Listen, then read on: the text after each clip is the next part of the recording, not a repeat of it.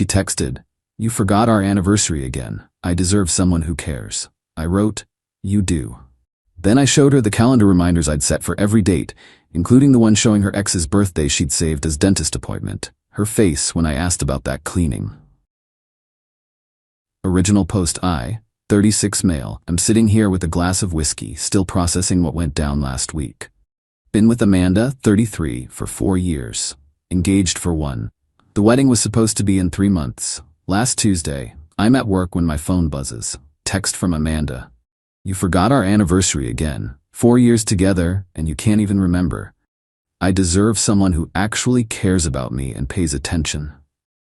I stared at my phone, confused as hell. Our anniversary is March 15th. It was October 12th. I pulled up my calendar, the one she insisted we share so we could coordinate better. There it was, March 15th, anniversary, Amanda, with 3 reminder notifications set. But she was right about October 12th being significant. 4 years ago, on October 12th, we had our first coffee date. Not our anniversary, that was when we became official months later. But I'd learned she tracked every little milestone, so I had reminders for that too. First coffee date with Amanda. I texted back, "You do deserve someone who cares. Check our shared calendar." Radio silence for 20 minutes. Then, "Don't gaslight me. You obviously just added those." That's when something clicked. I'd been feeling off about things for weeks, little inconsistencies. Work drinks that her coworkers didn't know about when I ran into them. Her phone constantly face down, the way she'd been picking fights over nothing. So I did something I'd never done before. I really looked at our shared calendar. Not just glanced, really examined it. And that's when I found them. Every Tuesday and Thursday, dentist appointment, cleaning. Who gets their teeth cleaned twice a week? I scrolled back. These appointments started 3 months ago, always 6 to 8 p.m. Always on days I had my bowling league or worked late. Then I noticed something else. November 2nd had a note. Dentist. Major procedure. Need ride home. November 2nd was also her ex-boyfriend Bradley's birthday. I knew this because 3 years ago, she'd cried about it, saying how hard it was that they'd been together 5 years, and she still remembered everything about him. My hands were shaking as I opened my laptop. Our credit card statements, she insisted on joint accounts for transparency. 3 months of charges, Tuesday and Thursday evenings. Restaurants, bars. 1 hotel charge on September 28th. A Thursday, dentist appointment when she texted me she'd be home late due to complications with the numbing. I screenshot everything, the calendar, the charges, the timestamps, everything. Then I did something petty, maybe stupid, but I was pissed.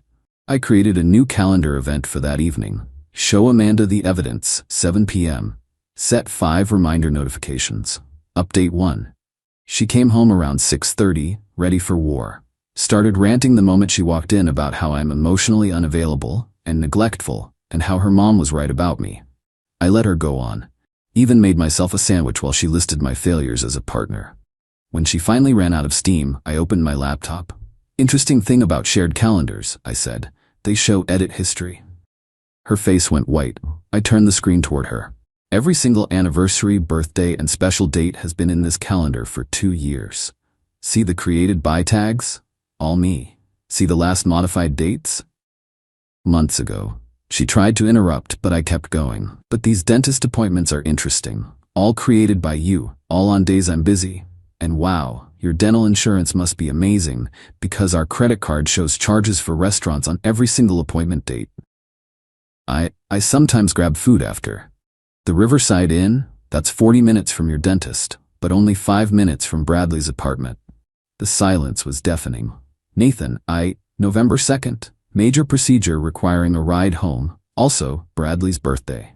Want to explain that?" She burst into tears. But not sad tears, angry tears. "You spied on me?" I looked at our shared calendar and our joint accounts, the ones you insisted on for transparency. Then came the justifications. Oh boy, the entitlement started flowing. "You're never romantic anymore. I had flowers delivered to her office last week. You don't make me feel special. I planned a surprise weekend trip for her birthday. Bradley understands me. Bradley who cheated on her with her best friend. It's not physical, we're just reconnecting. Hotel charge says otherwise. You drove me to this. Classic. I let her rant, then said, "You're right. You do deserve someone who cares about you the way you need. Bradley seems perfect. You should be with him." She stopped mid-sob. "What? I'm done. You want someone who remembers anniversaries? I remember them all. I just don't remember the imaginary ones you create to start fights. Get out." "You can't kick me out. I live here." "Check the lease. My name only. You're a month-to-month tenant at best. You've got 30 days. The entitlement explosion was spectacular. She called her mom, who called me screaming about how I was abandoning her daughter and ruining her life and a real man would fight for the relationship. I hung up. Update 2. The next 48 hours were insane. First, Amanda tried the guilt approach. Showed up at my office with tears and apologies. Security wouldn't let her pass the lobby, thank God for badge-only access. She made enough of a scene that my boss asked if I needed a few days off. I said no. Work was the only normal thing in my life. Then came the anger. She went on social media with a carefully crafted story about how I was controlling and monitored her every move and accused her of cheating with no evidence. Mutual friends started reaching out. I had the receipts ready. Posted one thing. Interesting how someone can have 47 dentist appointments in 3 months, all at restaurants, including one at a hotel. Also fascinating how these appointments line up perfectly with her ex's free evenings. But sure, I'm the controlling one for noticing. Attached 3 screenshots, the calendar pattern, 1 credit card statement, and her own text admitting she'd been reconnecting with Bradley. The tide turned immediately. Her friends started calling her out. Turns out, I wasn't the only one who'd noticed things. Her coworker Melissa commented, "This explains why you kept canceling girls' nights to go home to Nathan, but your car was never there." But the real entitlement came Thursday. I got home to find the locks changed. Yeah, she changed the locks on my apartment. The locksmith was still there. Nice guy named Tony. He looked uncomfortable as hell. "Hey man," he said, "the lady said she owned this place, showed me a utility bill with her name." I pulled out my lease, my ID, and my mortgage documents. "Did I mention I own this place?" Tony went pale. "Oh shit, man, I'm so sorry. I can change them back." "How much did she pay you?" $300. "I'll pay you $400 to change them back right now and give me all copies of the new keys."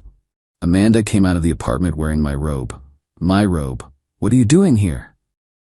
she demanded. Tony looked at her. "Lady, you said you own this place." "I live here. That makes it mine too." That's not how property law works," Tony said, already pulling out his tools. She tried to stop him, actually put her hands on his toolbox. Tony looked at me, then at her, then pulled out his phone. "I'm calling the cops. This is getting weird."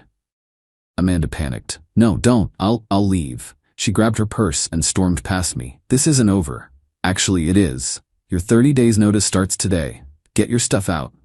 Tony finished the lock change, gave me all 6 copies of the new keys, and refused the extra $100 I tried to tip him. "Nah man, that was messed up. Good luck." Update 3 Friday morning, 7 a.m. Knock on my door. Not Amanda. Worse. Bradley. This walking red flag stood there in his gym clothes, trying to look intimidating. Bradley's maybe 5'8", 150 pounds soaking wet. I'm 6'1", 200 and boxed in college. "We need to talk, bro." "No, we don't. You're making Amanda's life hell." I actually laughed. "I'm gonna work. Move. She loves me, you know, always has. You were just a placeholder." I stopped. "Cool, she's all yours. Her stuff will be in boxes on the curb in 30 days. You can help her move." His face fell. "Wait, what? You won, right? You got her? Congrats. Hope you have room at your place." I have roommates. Sounds like a you problem." I started walking past him. He grabbed my arm. "Bad move. Touch me again and we're gonna have a problem." He let go immediately. "She said you'd pay for an apartment for her." I turned around slowly. "She said what?" "She said you'd feel guilty and set her up with a place, that you always cave when she cries." "Bradley, my dude, you've been played. She's your problem now. Enjoy the twice-weekly dental appointments." The look of realization on his face was beautiful. He knew exactly what I meant. That afternoon, Amanda's mom showed up. Dolores, this woman is entitlement incarnate. Drives a Mercedes she can't afford, lives in a house her ex-husband pays for, and treats service workers like garbage. "You will take my daughter back," she announced. "No, she made a mistake. She made dozens of mistakes every Tuesday and Thursday for 3 months. Bradley means nothing. You're her future. I was her meal ticket. There's a difference. Dolores pulled out her phone. I'm calling your mother. Go ahead. She already knows. That was true. I'd called my mom Thursday night. Her response? Finally. I never liked that girl, too much like her mother. Dolores huffed. We'll sue you for emotional distress. For what? Breaking up with a cheater? She's not a cheater. They were just talking. In a hotel room? That's not. Dolores, get off my property.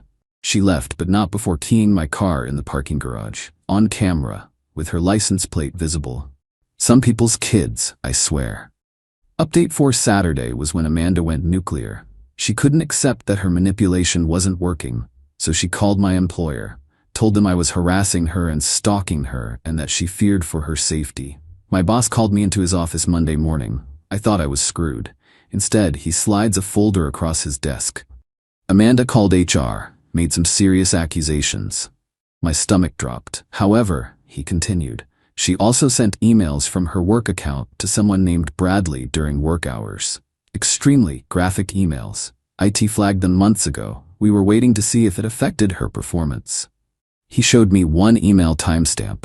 Middle of a Tuesday when she'd told me she was in a big meeting. The email was, yeah, not about quarterly reports. We're terminating her employment, but I wanted you to know she tried to drag you into this. We have your keycard logs. You were here every time she claims you were harassing her. Just wanted to give you a heads up. Plot twist. I didn't see coming, but Amanda wasn't done. Tuesday afternoon, I get a call from my bank. Someone tried to transfer $5,000 from my savings to an account I didn't recognize. The bank flagged it because it was a new recipient and large amount. How? She had my password from 2 years ago when I had the flu and asked her to pay my credit card bill. I'd never changed it because I trusted her. Changed every password I had that day. Every single one. Then I got petty. Remember those dentist appointments? I sent a copy of the calendar to her actual dentist's office with a note. My ex-girlfriend used appointments at your office as cover for an affair. Thought you should know in case there are any insurance discrepancies. They called me back. She'd been billing our insurance for cleanings she never got. Insurance fraud. They were reporting it. Wednesday, the truth bomb dropped. Bradley texted me. First time we'd communicated directly since Friday. Need to tell you something. Amanda's been with 3 other guys besides me. I called him immediately. What? Dude, she's been playing everyone. I just found out she's been seeing my roommate too, and some guy from her gym, and another dude she met on a dating app. We were all appointments in her calendar. You're kidding. Dentist, physical therapy, yoga, and book club. All fake. All dudes. He sent screenshots. Different guys texting her about their special connection and how they couldn't wait until she left her abusive boyfriend. I forwarded everything to her mom with one message. Your daughter needs therapy, not a relationship. Final update. It's been a month since everything exploded. Time for the final update. Amanda's world collapsed like a house of cards. First, the job. She was fired for misuse of company resources and time theft. All those meetings that were actually Bradley dates. She tried to file for unemployment. The company contested with documentation. Denied. Then, the insurance fraud investigation. Turns out billing for services you don't receive is a felony when it crosses a certain amount. She'd hit that amount. They offered her a deal. Pay back everything plus penalties, or they press charges. Guess who called begging for money? Her mom, of course. Dolores showed up at my door with actual tears, probably fake, but still. She's facing jail time. You have to help. No, I don't. You loved her? I loved who I thought she was. That person doesn't exist. Please, I'll pay you back. Dolores, you still owe your ex-husband 40 grand. You're not paying anyone back.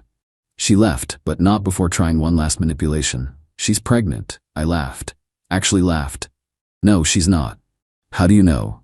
Because she had her tubes tied 2 years ago. Said kids would ruin her body. I was there for the procedure. Dolores's face was priceless. She didn't know about that. Bradley, meanwhile, found out the hard way what dating Amanda really meant. She moved in with him. His roommates were thrilled, as you can imagine. Within a week, she'd maxed out his credit card, crashed his car, no insurance, of course, cheated on him with his roommate, the same one she'd been seeing before, stolen his laptop and sold it. He texted me, "I'm sorry, you tried to warn me." I didn't respond. Not my circus anymore. The other guys, they all found out about each other. The gym guy posted about it on social media. The dating app dude turned out to be married. Yeah, she knew. His wife found out. That got messy. Physical therapy guy was actually her physical therapist. He lost his license. But the final karma came last week. Remember those calendar reminders I set? Well, I'd set one more that I forgot about. It was for our wedding venue. Final payment due. Except I'd canceled the venue months ago when things started feeling off. Got most of my deposit back. But Amanda didn't know that. She showed up at the venue with Dolores and her sister for what she thought was her final wedding planning meeting. Posted about it on Instagram, finally planning my dream day. The venue coordinator called me, confused. "Your ex-fiancé is here claiming you're getting married next month?" "We broke up over a month ago. I canceled everything. She's making quite a scene. Should we call security? Is she wearing a wedding dress?" "Yes. Get video, then call security." The video went viral in our social circle. Her in a wedding dress, crying and screaming that I stole her dream wedding while security escorted her out. Someone set it to music. It's been viewed about 10,000 times. Her reputation is destroyed. She can't get a job in her field because everyone knows about the insurance fraud. She can't date because everyone knows about the multiple guys. She can't even go to her gym anymore because gym guy's wife is a member too. Last I heard, she moved back with her mom. They deserve each other. Bradley sends me apology texts weekly. I don't respond. The dentist office sent me a thank you card for catching the fraud. Weird, but appreciated. My mom set me up on a blind date with her friend's daughter. She's nice. Normal. Has only one dentist appointment per year. We're taking it slow, very slow. And she understands why. Oh, and I kept the calendar screenshots. Every single one. Including the edit history showing how she added that October 12th anniversary, the morning she sent that text, trying to create a fight out of nothing. Turns out, I didn't forget our anniversary. She just invented a new one to justify an affair she was already having. The entitlement to think I'd never check the very calendar she insisted we share? That's next level. I'm doing better now. Therapy helps. Trust issues are real, but I'm working on them. The apartment feels like mine again. I even got a new couch. The old one had too many memories. To everyone who reached out with support, thank you. It meant more than you know. To Amanda, if you're reading this, and I know you are because you still cyberstalk me, Bradley's roommate called. He wants his PlayStation back. Also, your dentist called. You missed your appointment. Actually, no, you didn't. For once, you were exactly where everyone expected you to be, facing the consequences of your own entitlement. Funny how that works.